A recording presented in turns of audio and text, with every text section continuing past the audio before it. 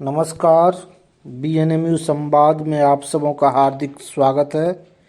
कला, संस्कृति एवं समाज की सकारात्मक गतिविधियों को बढ़ावा देने हेतु समर्पित संस्था प्रांगण रंगमंच के सदस्यों द्वारा रविवार को गूगल मीट के माध्यम से ऑनलाइन परिचर्चा का आयोजन किया गया।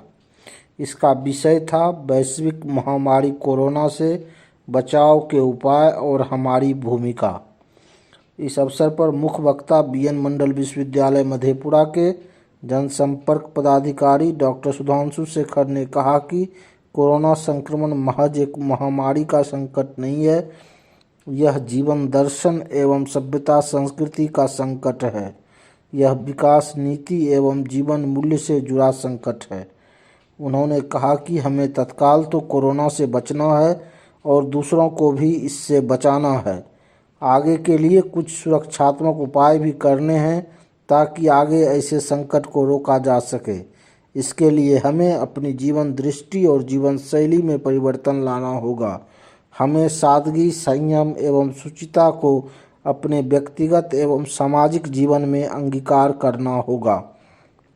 उन्होंने कहा कि ऐसा नहीं है कि मानव सभ्यता पर पहली बार कोई संकट आया है। संकट पहले भी आते रहे हैं और आगे भी आते रहेंगे।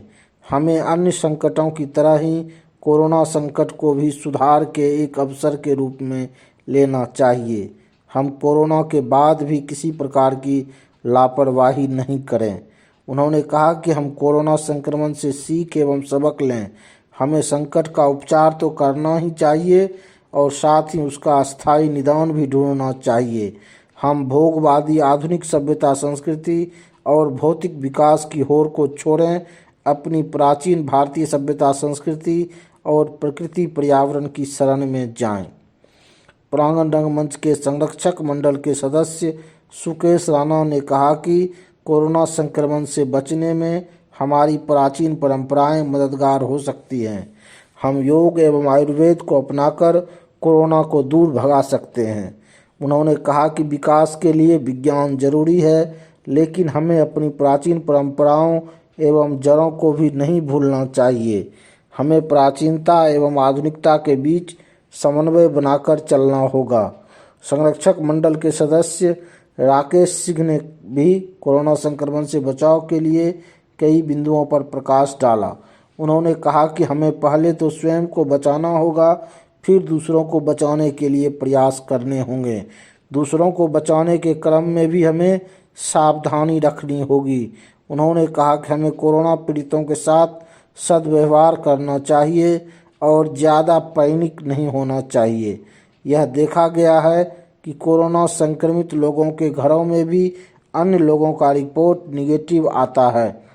शहर के प्रतिष्ठित व्यापारी सोनी पुस्तक भंडार के प्रोपराइटर कुंदन बाबा ने प्रांगण रंगमंच के लिए बनाए गए ब्लड डोनर ऐप के बारे में विस्तृत जानकारी दी। उन्होंने कहा कि इस ऐप के माध्यम से लोग पूरे बिहार में कहीं भी और कभी भी रक्त के लिए रिक्वेस्ट कर सकेंगे। ऐप बन जाने से लोग कहीं भी और कभी भी रक्तदान कर सकते हैं और रक्त प्राप्त भी कर सकते हैं।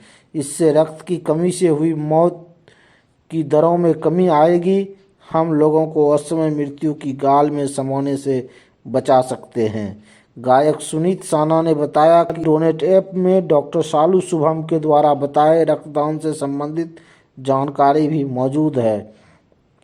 इसे पढ़कर हम यह जान सकते हैं कि रक्तदान करने से कोई समस्या नहीं होती है। यहाँ तक कि रक्तदान करने से कई बीमारियों का खतरा दूर होता है। हम स्वस्थ आदमी को कम से कम हर 3 महीने पर एक बार रक्तदान अवश्य करना चाहिए। परिचर्चा की अध्यक्षता मंच के अध्यक्ष डॉक्टर संजय कुमार परमार ने की। उन्होंने कोरोना वायरस से हुए देश एवं समाज को हानि और बचाव के उपायों पर विशेष रूप से प्रकाश डाला। उन्होंने कहा कि कोरोना संक्रमण के इस दौर में सभी सामाजिक एवं सांस्कृतिक संगठनों की भी जिम्मेदारी बढ़ गई है। हम सबों को अपने स्तर से इस महामारी से बचने के लिए प्रयास करना चाहिए। मौके पर कार्यकारिणी सदस्य विक्की विनायक, अक्षय कुमार, संयुक्त सचिव आशीष कुमार, सत्यार्थी एवं सीमानी अग्रवाल, खुशबू आज़ाद, नेहा कुमारी, शिवांगी गुप्ता, शशि भूषण कुमार, रूपक कुमार, आनंद कुमार, धीरेन्द्र कुमार, निराला नीरज कुमार, निर्जल, दुर्गेश प्रताप सिंह, भानु प्रताप आदि मौजूद थे। इस अवसर पर कुछ कलाकारों ने अपनी संगीत की भी प्रस्तुति की। आप सबों का बहुत बहुत धन्यवाद, आभार, नमस्कार। BNMU संवाद को सब्सक्राइब करने का कष्ट करें और हमारी वीडियोज़ को व्हाट्सएप एवं फेसबुक पर शेयर कर हमें सहयोग करें। धन्यवाद।